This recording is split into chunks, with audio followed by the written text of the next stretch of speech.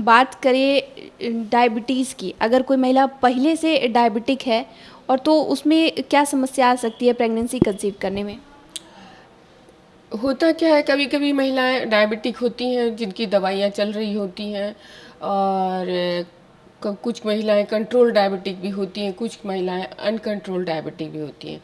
पर है कि ऐसा कोई रूल नहीं है कि मदर जो डायबिटिक है वो कंसीव नहीं कर सकती हैं।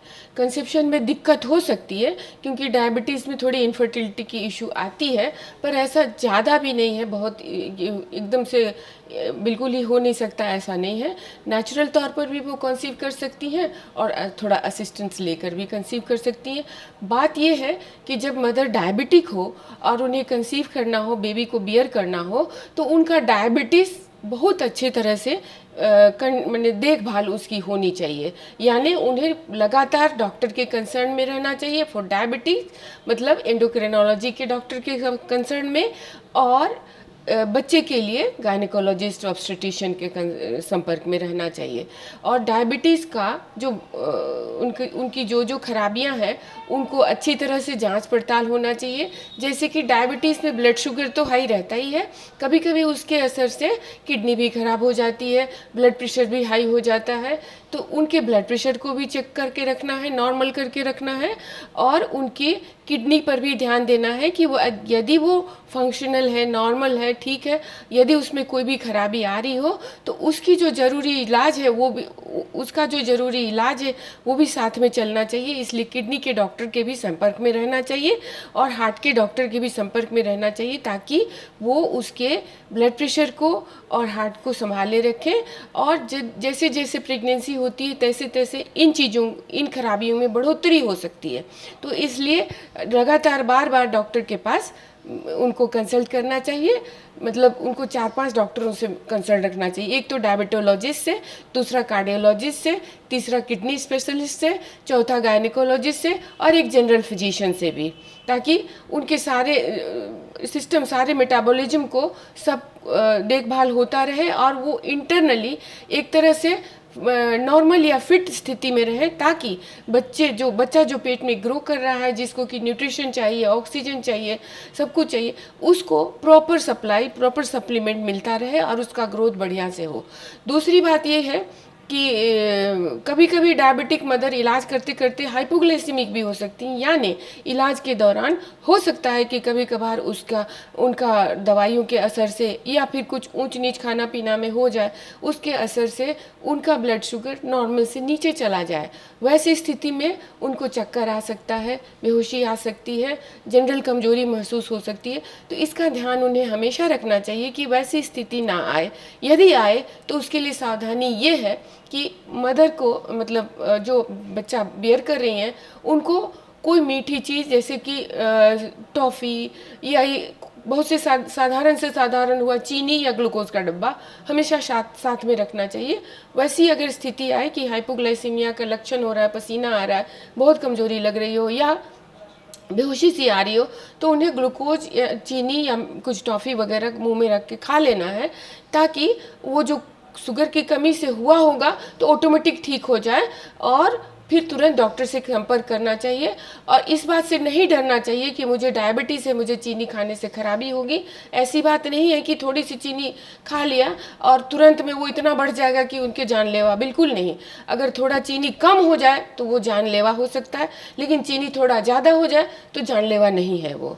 तो इसलिए चीनी खा लेना है, बाकी फिर डॉक्टर के संपर्क में पहुंच जाना है। अब रहा कि जो बच्चा पेट में ग्रो कर रहा है, चूँकि उसको ब्लड सप्लाई जो है माँ से मिलती है, और माँ के ब्लड में यदि शुगर की मात्रा ज़्यादा है तो जो ब्लड बच्चे को सप्लाई जाता है वो भी ज़्यादा शुगर लेकर जाता है। तो बच्चे का जो लिवर है, जो बच्चे का जो पैंक्रियाज है, जो किसी इंसुलिन सिक्रीट करता है और लिवर अपने अंदर के ग्लूकोज को बैलेंस करता रहता है, वो एक हाई लेवल पे सेट हो जाता है। बच्चे का जो ब्लड ग्लूकोज लेवल सेट करने के लिए पैंक्रियाज की जो इफेक्टिविटी है वो एक हायर लेवल पर सेट हो जाती है। और बच्चा जो है वो पहले तो वो बच्चा पेट में बहुत बड़े साइज का हो जाता है, क्योंकि उसको काफ़ी ग्लूकोज, काफ़ी न्यूट्रिशन मिल रहा है। और जब बच्चा हो जाता है तब उस बच्चे को हो सकता है कि वो जो इंटरनल इन्वायरमेंट से निकल कर बाहर के इन्वायरमेंट में जब आया, वो अपने ब्लड से अपना काम करने लगा, तो उसके पैंक्रियाज का लेवल वही रहता है जो वो पहले काम करता रहता है इस यूट्रस के अंदर। और वही इंसुलिन की अधिकता उस बच्चे के ग्लूकोज के लेवल को काफ़ी कम कर देती है, जिसके कारण कि डायबिटिक मदर के जो बच्चे जन्म लेते हैं उनमें ये खतरा रहता है कि जन्म लेने के बाद तुरंत, यद्यपि कि वो काफ़ी मोटे, ताजे और स्वस्थ दिखाई देते हैं, वो हाइपोग्लाइसीमिया में जा सकते हैं, यानी उनके ब्लड के अंदर शुगर का लेवल कम हो सकता है, जिसके कारण बच्चा बेहोश हो सकता है या उसमें झटके आ सकते हैं। और दूसरी परेशानी एक और ये है कि चूंकि डायबिटिक मदर का बच्चा जो है वो काफ़ी जल्दी ग्रो करता है, बड़े साइज़ का हो जाता है, तो डिलीवरी के समय यदि नॉर्मल डिलीवरी हो रही हो तो बच्चे का माथा तो निकल आता है, लेकिन उसके कंधे फंस जाते हैं। कंधे चूँकि बड़े और भारी होते हैं, वो बच्चे के रास्ते में पार नहीं हो पाते, जिसको कि हम लोग शोल्डर डिस्टोसिया बोलते हैं, और बच्चा वहाँ अटक कर, फंस कर ख़त्म हो सकता है। तो वैसी स्थिति में बच्चे को डॉक्टर एक बड़ा सा मैंने माँ के बर्थ पैसेज में एपिसोटोमी जिसको बोलते हैं, बड़ा सा चीरा लगाते हैं और एक तरीके से उस बच्चे को बाहर निकालते हैं, ताकि बड़ा बच्चा जो है, भारी बच्चा भी जो है वो भी निकाला जाए सुरक्षित तौर पर।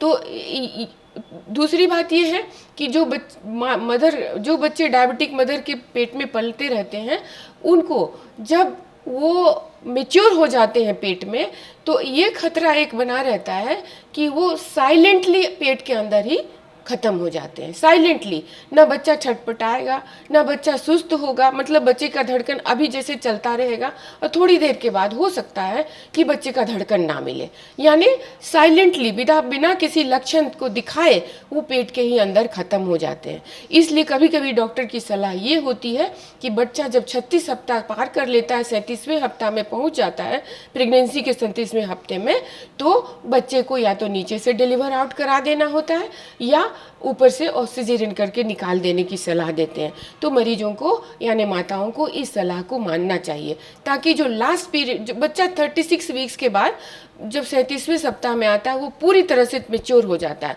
वो बच्चा आराम से जैसे नॉर्मल बच्चे की तरह ही इस दुनिया में आके सर्वाइव कर सकता है। तो उस समय जब सलाह मिलती है कि नहीं, बच्चे को अब निकालना ज़रूरी है, तो मरीजों को डॉक्टर की सलाह माननी चाहिए। या तो नॉर्मल डिलीवरी करा के डॉक्टर उसे बाहर निकालेंगे या उसे ऑक्सीजन करके बाहर निकालेंगे, ताकि बच्चा पेट के अंदर रहते हुए जो लास्ट 3 सप्ताह बचे होते हैं उसमें जान जाने का जो खतरा रहता है उससे उबारा जा सके। इस तरह डायबिटिक मदर को काफ़ी केयरफुल रहना चाहिए, अंडर ट्रीटमेंट रहना चाहिए, और बच्चे का भी ट्रीटमेंट प्रॉपर ढंग से होता रहना चाहिए। डिलीवरी के बाद भी माँ के डायबिटीज़ को कंट्रोल में रखना होता है, और बच्चे का भी संपूर्ण मैनेजमेंट होना चाहिए। इसके लिए बहुत सतर्क पीडियाट्रिशियन अपने साथ होना चाहिए।